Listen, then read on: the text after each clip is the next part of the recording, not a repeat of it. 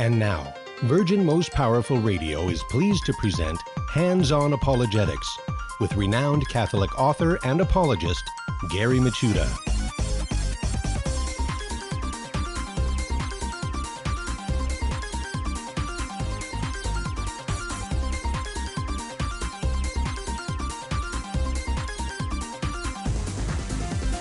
And welcome, everybody, to Hands-On Apologetics. You have entered into Virgin Most Powerful's Apologetics Dojo. It's great to be with you today.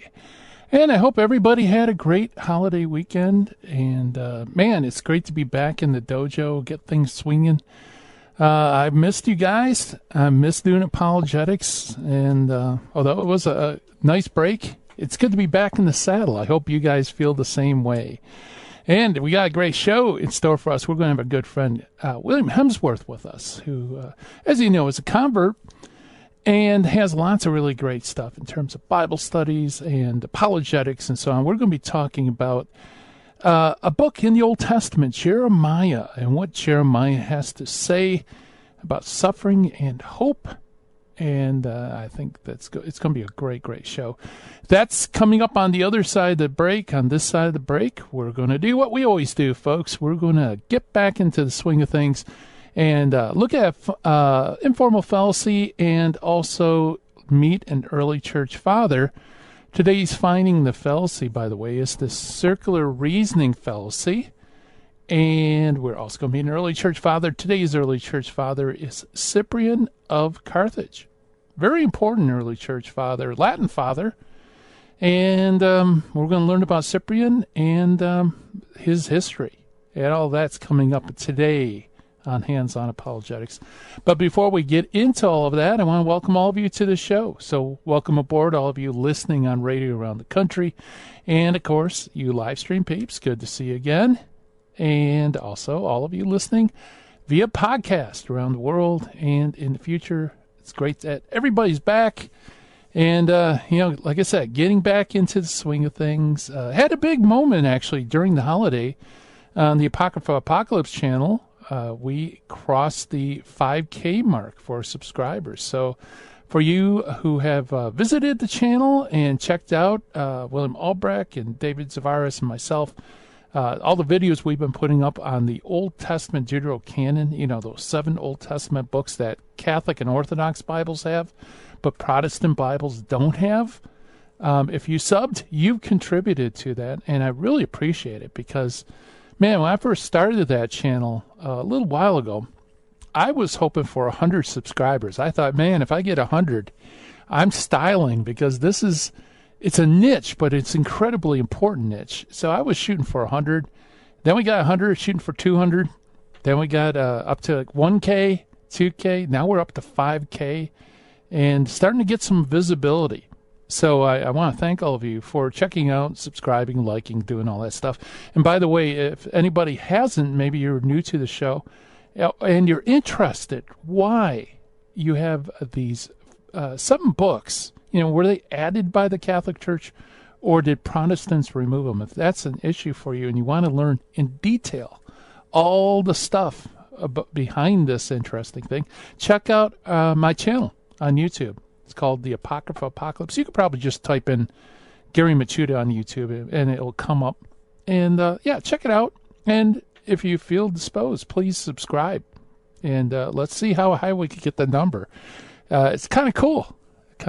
So, anyway, that was really the big event for me. That was where all my fireworks were for the 4th of July season. But I had a good time with the family as well. So it's all good.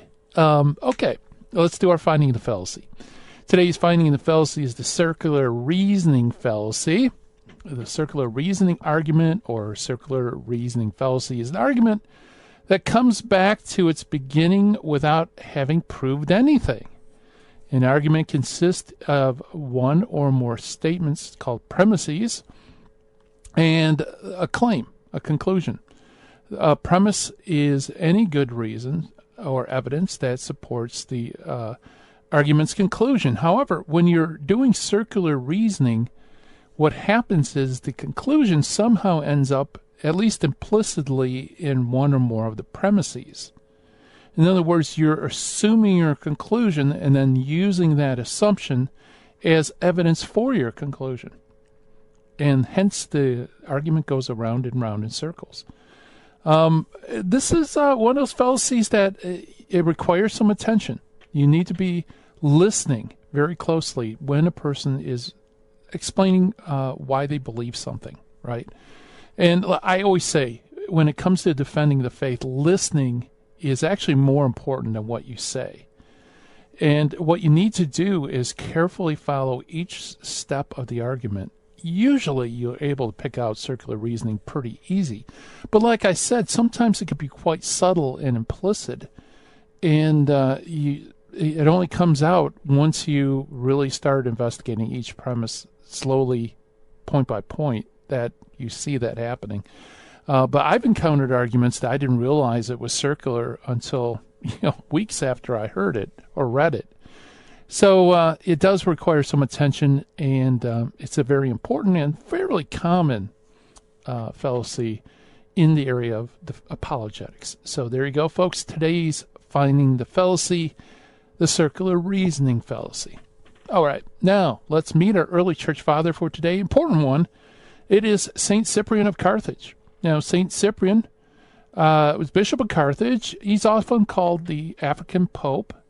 By the way, bishops were called popes, so it wasn't an exclusive title, kind of like how it is in the West today. He was born in Carthage of wealthy pagan parents, and between the year 200 and 210 AD, he converted to Christianity. About the year 246 AD, he was raised to the priesthood, and soon afterwards to being a bishop, which is roughly around 248-249 AD. So a pretty early church father. When Diocletian persecution broke out in 250 AD, he found a safe refuge in the hills outside the city, from where, in comparative safety, he directed his flock by letters to his clergy. No doubt Cyprian's actions in taking safe refuge was a prudent course of conduct, but it proved later that and he proved later, by the way, that he was ready for martyrdom, but his present conduct made him an easy target for the barbs of those of enemies, especially those who found it necessary to reprove the faction who wanted an immediate and easy reconciliation of the lapsed. One of this faction is a priest named Novatus, who showed his bad faith when breaking with Cyprian, allegedly because Cyprian was not easy enough with the lapsed. He went to Rome and joined the schism of Novatian, who was an extreme rigorist in respect to the reconciliation of the lapsed, generally denying reconciliation entirely. While although Cyprian was on excellent terms with Pope St. Cornelius I, he fell out sharply with Cornelius' successor Pope St. Stephen I, who reigned from 254-256, on the question of rebaptizing of converted heretics. It was an immemorial custom in the African Church to regard baptism conferred by heretics as invalid, and in spite of the Pope's severe warnings, Cyprian never yielded. His attitude was simply that every bishop is responsible for his own actions, answering to God alone. The dispute was just at this dangerous stage when the edict from the Emperor Valerian, renewing the persecutory measures against Christians, prevented it from ending in disaster. Pope Stephen was martyred in 256 AD, and Cyprian, exiled in August of 257, was beheaded near Carthage on September 14th, 258 AD, and he was the first African bishop to die a martyr's death. And so September 14th, hey, believe it or not, that's not too far off. Cyprian, by the way, has quite a bit of material available, and obviously being from North Africa, it's all in Latin. So you Latinists out there, you can actually read his stuff. Let's see. He has works to the Donatist. He has a work on the lapsed. Probably the most famous of his works, especially one that's most appealed to in apologetics, is his work on the unity of the Catholic Church, which he wrote from 251 to 256 A.D., and the treatise on the unity of the Catholic Church belongs primarily to, like I said, around the time early 250s. Chapter 4 of this work is extant in two recensions. One is the so-called additions, having generally been regarded as an interpolation of the version by Dom Chapman, basically established that fact. In Chapman's view, the addition having the word primacy and other expressions interpretable as referring to Roman primacy was reworked. And so it probably was reworked by Cyprian himself rather than a malicious interpreter or interpolator, I should say. His theory was now generally accepted, and one important difference, however, is the version of the so-called primacy additions is to be regarded as Cyprian's original, while the version that without those phrases is regarded as Cyprian's own recasting of the work. Cyprian's revised version, the second edition, if you will, is actually the longer, but it has omitted those phrases of the original version that were extremely favorable to the Roman claims of primacy. So there you go. That is our early church father for today, St. Cyprian of Carthage. And coming up next on the other side of the break, we have our good friend William Hemsworth with us. We're going to be talking about Jeremiah. Stay tuned. More to come right after this.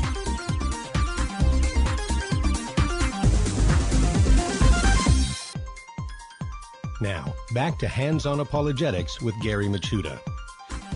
Here's Gary. And welcome back, everybody, to Hands-On Apologetics. And I've been looking forward to this segment because I have a good friend, William Hemsworth, with us.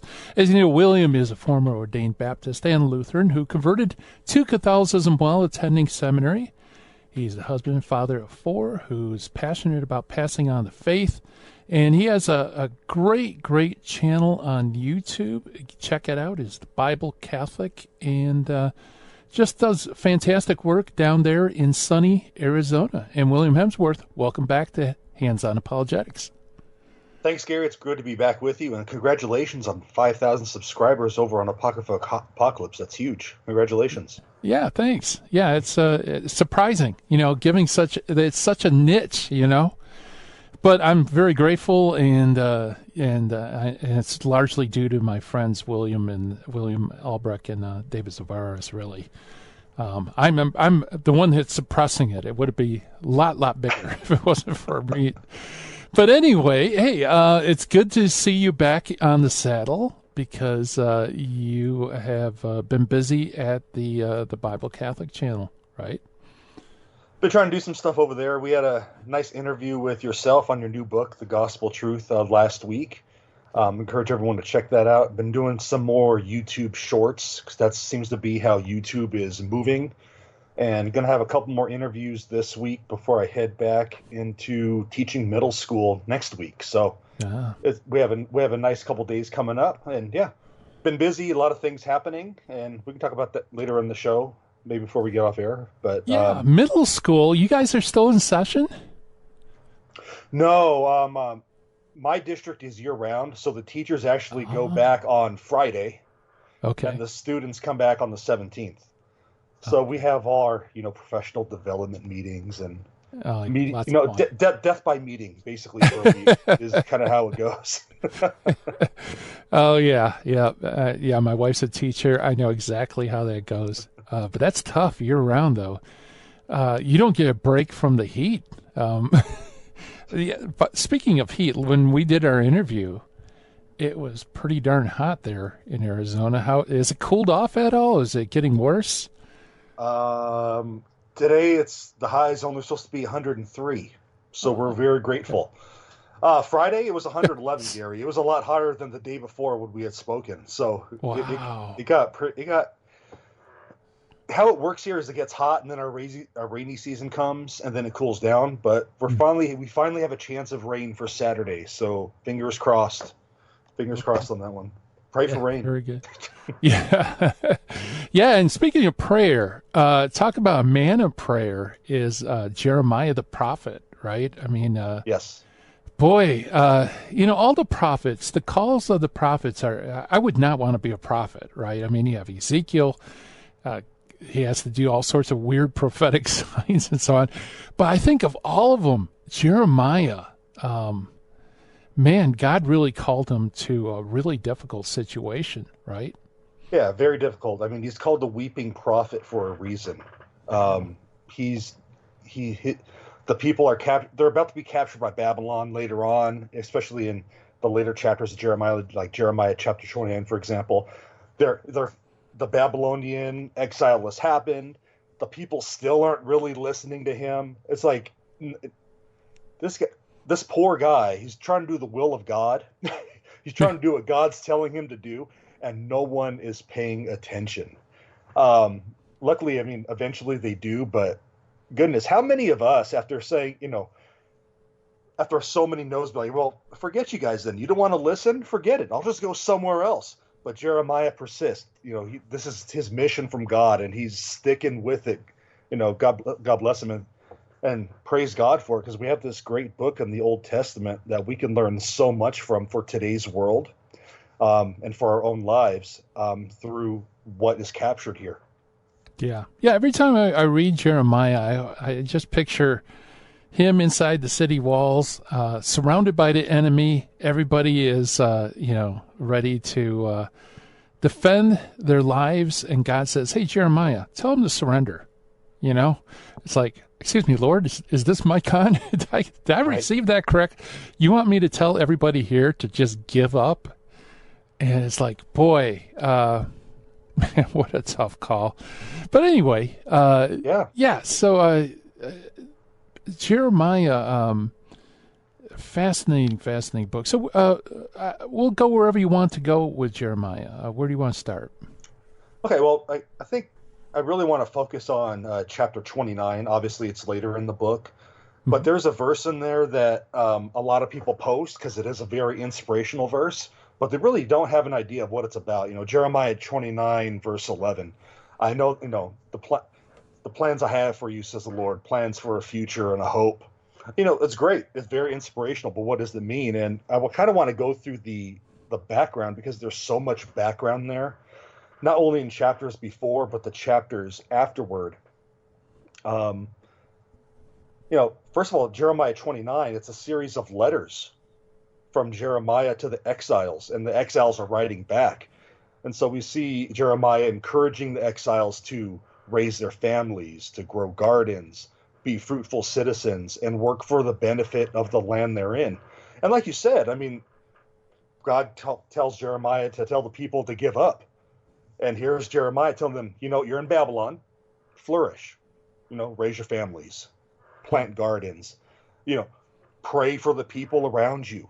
It's really things we should be doing in today's world, because by no means do we agree with everything going on in society, but that doesn't mean we don't raise families. Okay, it doesn't mean we don't be fruitful citizens. It doesn't mean we don't pray for change or anything like that. We don't give up. We're not giving up in this regard, but we can kind of change the world around us by doing these things. But this chapter is also a refutation of false teachers and false prophecy. It's about being a good witness to those around you and trusting in the promise and mercy of God. And because God is faithful to his promises, and this gives us strength to endure no matter what's going on around us. Yeah. Yeah. That's a really good tie-in, because I know with Western culture's rejection of Christianity and going headlong into this really weird, incoherent secularism, it feels as if, like we're in a foreign land, right? I mean, much like the refugees with Jeremiah. Right. My mother-in-law, she's 81 years old, and she always talks about, she's always surprised that, stores are open on Sunday. Because when she was growing up, stuff was closed. It was time to go to church. It was time to spend time with family. But the world has changed totally. We're a 24-hour society. There's a lot of things happening. That doesn't mean that we can't be good witnesses to God in this day and age. It doesn't mean we can't be good Catholics and advocate for change in society. We have a lot of tools at our disposal. We have this awesome thing called the internet, which I'm thankful for because I'm able to communicate with awesome people like you on a daily basis, and all and people all across the world. It's a great thing. It's a great thing to see how we're interconnected and how many people are wanting to do the same things we are. Evangelizing, doing apologetics, spreading the gospel. It's a great thing to see. Yeah, absolutely. Yeah. So, it is a blessing. I mean, there's so much power that we can do, and so easily too. I mean, even just like the last 10 years, doing evangelism was a lot harder back when I first started in apologetics than today. I mean, it's just literally a click of a button, and you can influence potentially like thousands, maybe even more. Right. Yeah, you just never know what's out there. But back in Jeremiah's time, they're writing letters. They had to send them out through trade routes or through, Babylonians doing official business. Yeah. But the whole idea of the exile. So if we go back to like the beginning of Jeremiah chapter 29, we're told who was taken into exile, and we kind of see hints of this in 2 Kings chapter 24. The passage tells us that metal workers and craftsmen are taken to Babylon, and this is so they can't make weapons, so there won't be an uprising. We can get all these little hints here about how things were carried out, especially if you're really into history. Mm-hmm. But this call to live, though, I think it's very important. Because beginning in verse 4 in chapter 29, the first letter of Jeremiah is introduced. And so the authority of the Lord is called on in verse 4, and that way the recipients know that this letter is from God, not just a friendly letter like from between friends. He's writing with authority here. And really, these contents must have been shocking, really, because it's asking for, like you said, cooperation with their captors. It's a letter to raise families, build homes, and work for the prosperity of Babylon. And even in the New Testament, during the time of Christ, during the Roman occupation, we see this idea of, why are we going to work with the Romans?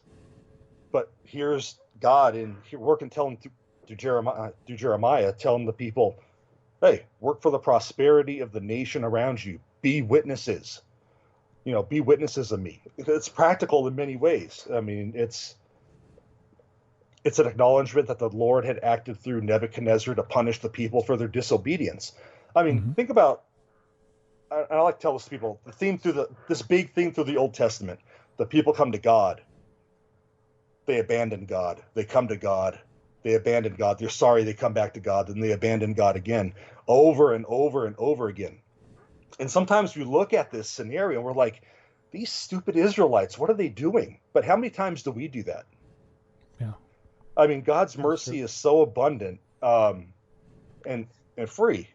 We can go to sacrament of reconciliation, confess our sins. We're forgiven of our sins. I mean, it's just amazing. It could be the same sin over and over again. Now, granted, we try not to do that, but we do the same thing. We kind of look at through the Old Testament through rose-colored glasses a little bit, but we do the same thing.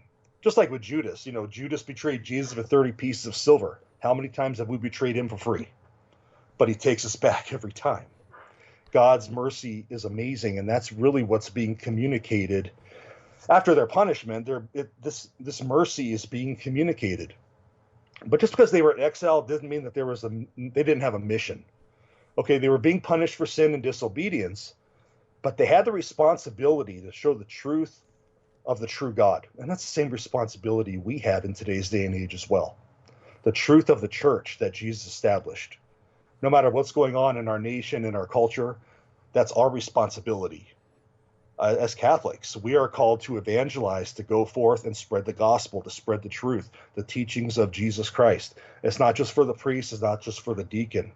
If you're a baptized Catholic, we are all called to this mission. Okay? Yeah. We're to pray for the benefit of those. The Israelites were called to pray for the benefit of those around them. We should be praying for our leaders, no matter how badly we disagree with them. And don't get me wrong, there's a lot to disagree with. Okay, Doesn't mean we can't be angry, but we should still be praying for them as well. Yeah. Yeah, very good. Well, I hear the music coming up, William. We'll hit pause right there. We were chatting with William Hemsworth, and we were talking about Jeremiah and, essentially living Jeremiah's experience today. More to come right after this. You're listening to Hands On Apologetics. This is Jesse Romero. You're listening to Hands On Apologetics with Gary Michuta on Virgin Most Powerful Radio. And welcome back, everybody. We are chatting with William Hemsworth, and we're talking about Jeremiah and today, basically. And over the break, William, I was thinking, Babylon is, talk about symbolism, right?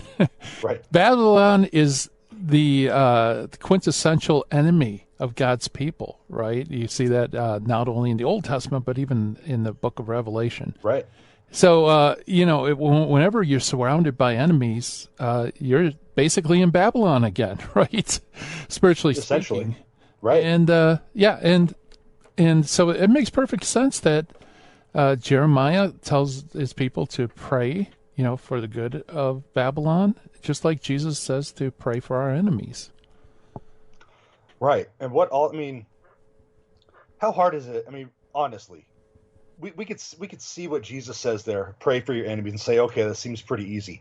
But when it gets down to it, how difficult really is that? It's really an act of love when you think about it, because you're wanting not only your heart to change toward them, but for them to change as well.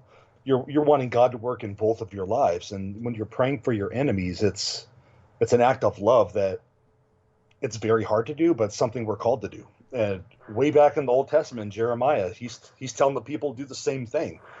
So it's really a cohesive message between the Old Testament and the New Testament in that regard.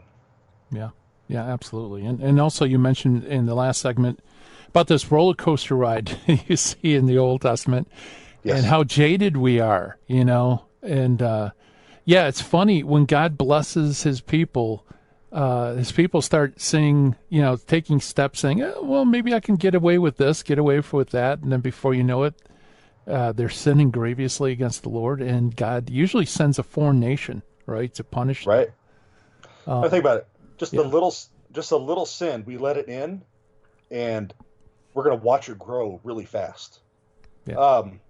If we're not careful. So always be on the guard, always be on your guard against sin. But like I said, it doesn't matter. Yeah, the people did that. We still do that. But the ancient Israelites did that, and God still takes them back. And this is one of the great themes. God's telling Jeremiah. Jeremiah writes to tell the people to marry and make sure their sons and daughters marry. They're commanded to increase. It kind of brings back the beginning of Scripture with Adam and Eve in Genesis 1:28. And he's telling the people in Babylon to do the same. I mean, it's really amazing when you think about it that way. And he's telling them to plant gardens. I'm really fascinated about this theme of gardens. Of course, the gardens of Babylon were one of the 7 wonders of the ancient world. But it's a much more than that. It symbolized for Babylon a blessing and abundance of the gods. And they were used for income, to produce, for trade, to produce leather, things like that, because there were feedings and all that. But gardens symbolize something much more than food. It's a sign of covenant renewal. And so no matter what the people did, here's God renewing this covenant with the people. He's saying, you're still my people. I still love you. Now, this is a big change from earlier in Jeremiah, where God's basically saying, I'm not going to hear your prayers anymore. You guys have messed up so bad. I need a minute, basically. Probably not the best way of saying it. But here he is now. We're going to renew this thing. I still love you. You're still my people. We really can't imagine what it's like to be taken away from our home. Remember, the Israelites were in slavery. And in the book of Joshua, they're entering into the promised land. And then this is where this pattern comes about, right, Gary? They mess up. They fall into idolatry. And so they're delivered into the hands of the Babylonians. The Babylonians were God's chosen instrument. And this is what Jeremiah is starting to lay out to the people. And there was this idea among some false prophets that this exile was going to be a pretty short exile. Maybe because there was some political issues happening in Babylon. I mean, that's a possibility, I guess.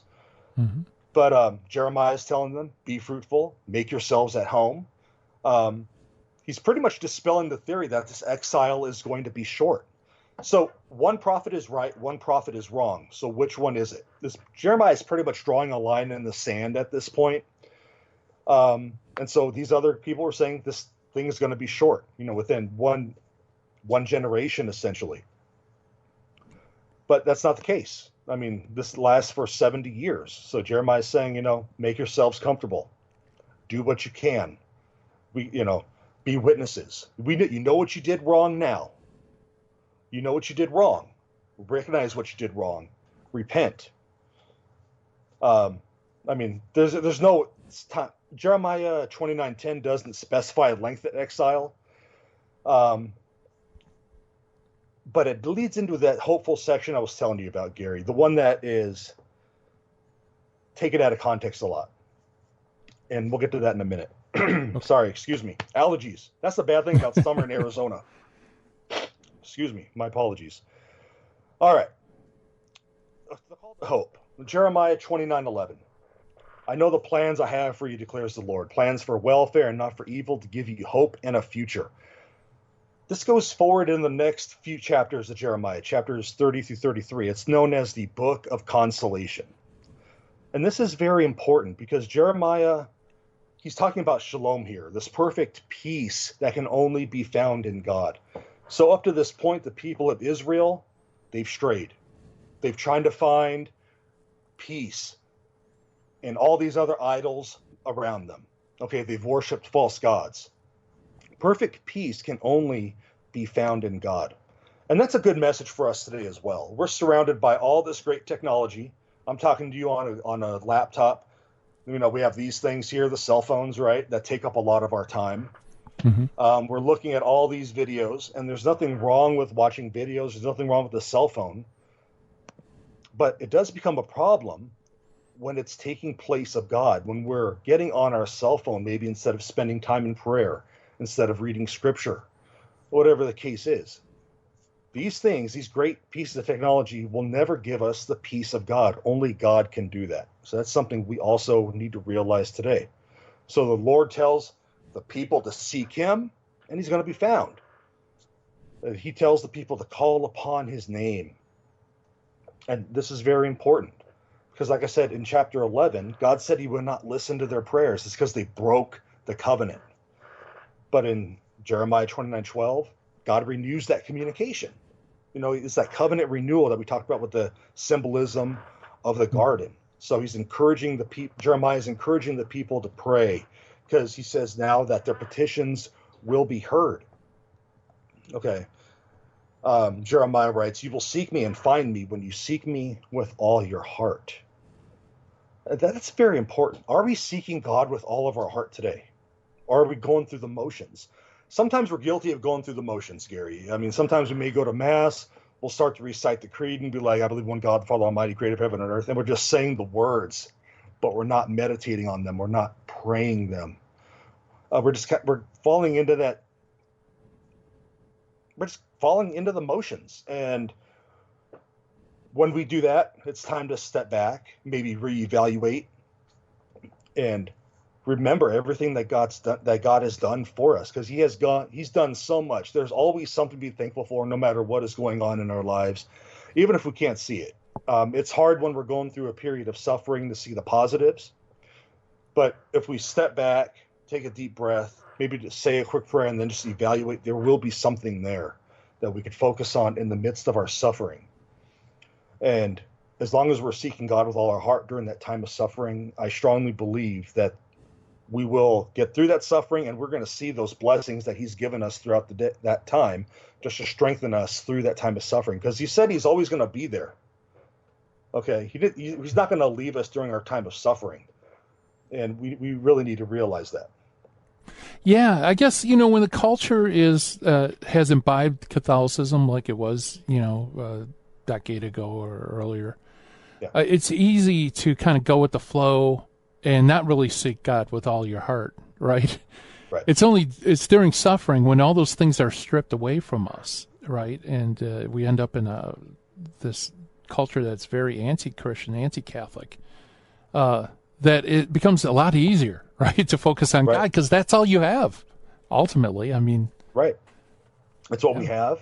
That's the constant. God is always going to be there, and we can always rely on him, and he's always going to get us through. Right. Now, one thing I like about Jeremiah is in Jeremiah 29:13, he uses that word heart. And this word heart it's when we understand the ancient Jewish forms of the word, it means much more than just the organ that pumps blood to the rest of our body. It's what the Jewish people called the seat of volition, and it's where we choose to obey God or not. So choosing to seek the Lord is a heart-changing proposition, and it's there where he can be found. And I find that fascinating, Gary. That idea to choose God, choose to obey God, and that's a choice we have every day of our lives. I could wake up tomorrow and say, you know what, God, I'm going to do what I want to do today. I've chosen not to follow God at that point. I've chosen not to obey God. We have that choice every day to respond to his grace, to respond to his mercy. Is that something we're choosing to do? That's something we really, for our own benefit, not only for our physical bodies, for our souls, we need to do that on a daily basis. Because choosing God is going to change us. And it's more than just going through the motions. It's about a change of heart. Like Ezekiel says, right? I'm going to replace your heart of stone with a heart of flesh. I mean, it's really along the same concepts here. Yeah. Yeah, and I love your point, because it really hits home something that I think is, again, this is like rife throughout the culture, is that love is kind of a emotion, it's a feeling, but really love is an act of will. You will yourself to do the good for the other, right? It's a choice. It's something that doesn't depend on feelings, like whether or not you feel like doing it. It's a matter of being determined to do it. Right. Gary, in my parish this past weekend, there was a couple that celebrated 70 years of marriage. And wow. Father asked them, and I know the music's coming up, so I'll be quick. Father asked them, what's the secret? Said, every day I'll wake up choosing to love this person, no matter what. There we go. Yeah, beautiful. We're chatting with William Hemsworth, and we're talking about Jeremiah and today. More to come right after this. Listening on Apologetics. Now, back to Hands-On Apologetics with Gary Michuta. Here's Gary. And welcome back, everybody. We're chatting with William Hemsworth, the Bible Catholic, on YouTube, and we're talking about Jeremiah. And, Jeremiah, talk about something that can be used today to really some great text to meditate on. So God tells you to, where we're talking about love and how love is an act of will. And right before the break, you shared that beautiful story of someone who's married for 70 years. And the key is to will the good of the other every day, apparently. So, it's not warm fuzzies. It's not like some sort of romantic, romantic feeling. It's just bearing down and doing it. Doing it no matter what, a lot of forgiveness. Just like God forgives us, we need to forgive others around us. I mean, it's really this. When I read Jeremiah, and there's a lot that can be taken from Jeremiah, but I don't know, it's kind of a way to live life, really. How to live life in a culture that's antithetical to Christ. It's, how to love, how to show mercy. All these things are contained in it. And one of the cool things about Jeremiah as well is that Christ quotes Jeremiah more than any other of the prophets. And so we have this continuity from Jeremiah, not only in chapter 29, but through the book of Consolation, which is Jeremiah 30 through 33, and then to Christ himself. There's this unity in Scripture. And so we see this really at play in the Gospel of Matthew. So Matthew, of course, he wrote to a Jewish audience. He describes Jesus as the new Moses. And in chapter 16, he brings Jeremiah really to the forefront. And so there are two inferences to Jeremiah, one in the birth narratives and the one at the end of the life of Christ. So it's very interesting. So in Jeremiah 29:13, it describes the Lord telling people to seek him, he'll be found. And Jesus is pretty much saying the same thing in Matthew chapter 7, verse 7. There's a lot of parallels between Jeremiah and Jesus as well. They're both being rejected. They fear the fate of the people. And in different ways, God left the temple. But there's another connection, and we've touched on this already, and that's that connection to the Great Commission at the end of Matthew 28. Jesus tells the disciples, go forth, teach, baptize, teach people everything I taught you. That's William's interpretation.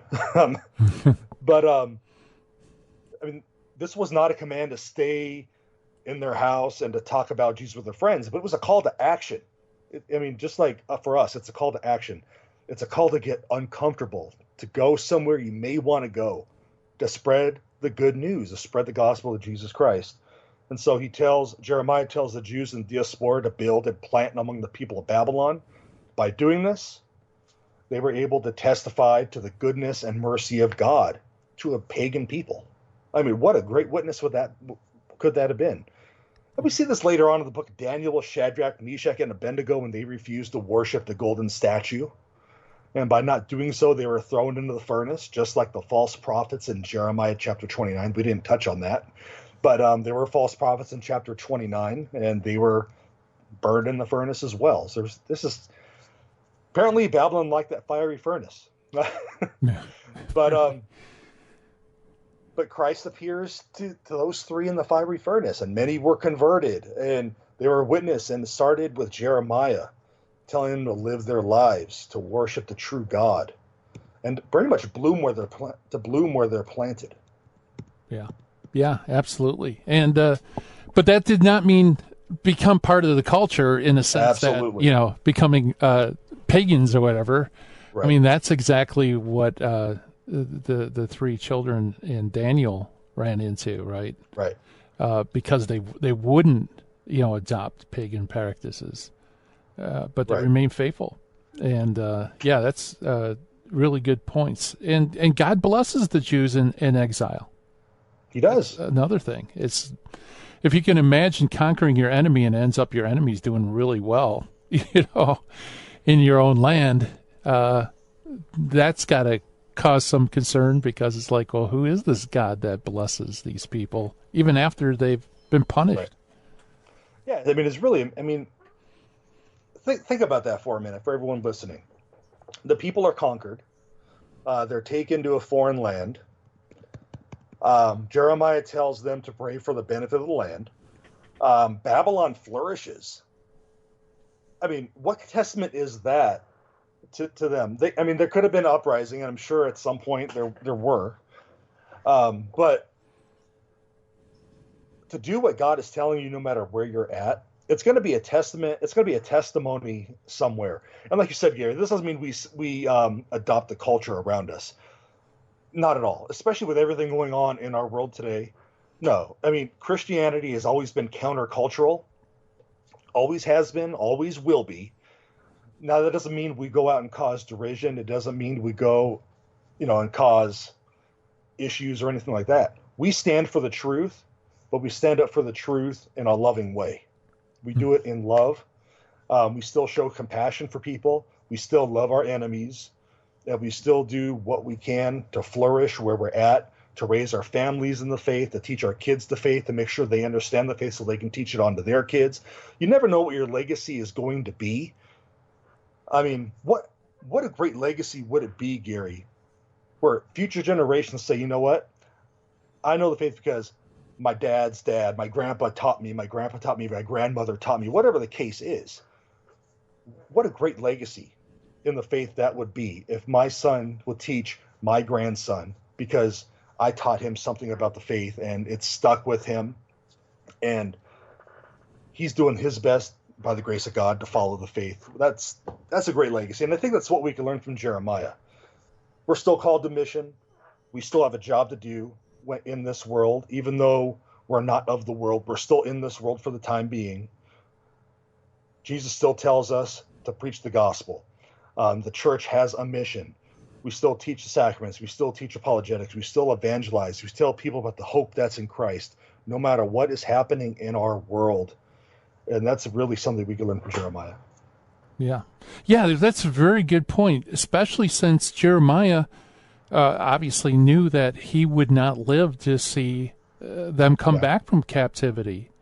So what do? You focus on what you can do, right? Exactly. Which is raising families and providing for the future. Right. We may not be able to have a lot of control over what happens in Washington, unfortunately. Now, obviously, we could vote, and everyone please do that, but we could influence what happens in our home. Okay, I could influence how I raise my 4 kids. I have control over my relationship with my wife. I have control on how I teach my RCIC kids in a month when we start meeting up again. I have control over my middle school students on how I teach them and how I respond to them and how I love them. If I do those things I can control, it's going to have an impact somewhere. Now, am I still going to talk about Jesus every chance I get? 100%. Am I still going to advocate for the truth of the Catholic faith? 100%. I can do that where I'm at anytime. That doesn't mean I go out and be mean or evil. You never know how you're going to influence someone's day just by saying, like, God bless you. My mother-in-law does that a lot. Again, 81 years old. And this is one thing I learned from her. She says, God bless you to everyone she meets, whether at the grocery store or not. It's amazing the smile that comes on people's face when she says that.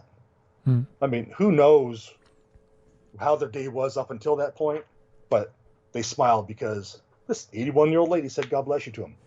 Yeah. She's trying to do what she can do just to spread, the love of God to those that she meets. Yeah. Yeah. And I found that those type of people that they have a simple piety like that is a lot more fruitful than maybe some people that have big names or something like that. Because they really do affect the grassroots. You can convert neighborhoods just by being a holy, simple, pious person. Right. And, like I said, we're all called to mission. That doesn't mean we have to go to another country somewhere. We have our neighbors. Yeah. Okay. We have those that live across the street from us, those we work with. That could be our mission field. That could be who we evangelize to. That could be who we teach the faith to. If they know, and this is something I've come across, not only in the banking industry where I was for 15 years, but even now in teaching. My coworkers know I'm Catholic, and now that they know it, they ask me questions at breaks, and I think it's a great way to teach the faith and evangelize, even though that's not exactly what I'm there for that day. But they know it, and they're going to ask questions, and that's a great thing. Yeah, it is. Yeah, so people need to know that you're Catholic in order to make that happen. So, yes. Blending in is not a good option, especially if you want to evangelize. Right. Yeah, very good. Yeah.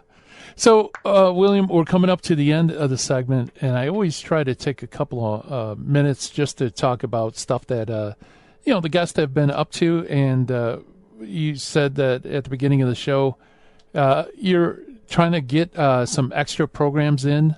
By the way, thank you for having me on your show. Oh, my Appreciate pleasure. It. But what else do you have in store on Bible Catholic? Well, I have a weekly show on Four Persons Network, but for the Bible Catholic, I'm going to have an interview with a philosopher in the Philippines coming up on Saturday. Oh. So I'm really looking forward to that. It's going to be an early morning for me because we're totally different time zones. So it's going to be like 5 a.m. for me, but that's all right. So we're going to have that. And a friend of mine who is an evangelist about 70 miles from here, he's going to come on my show as well and give some apologetics and evangelism tips that have worked for him. He every time he goes out, he seems to get people to go to confession and come back to the church. And so we're going to talk about what that looks like, maybe in everyday life, to give us some tips on that. So that's kind of what we're doing there. Excellent. Yeah. So, how would people get a hold of, your videos and stuff? Well, they can go on YouTube at the Bible Catholic. Then go to my website, williamhemsworth.com.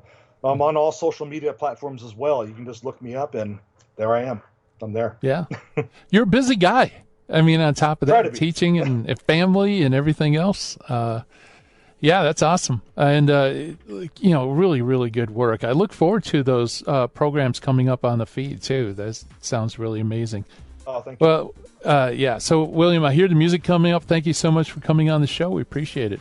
Always a pleasure coming on, Gary. God bless you and what you do. Thank you. All right. William Hemsworth. Yeah, check it out.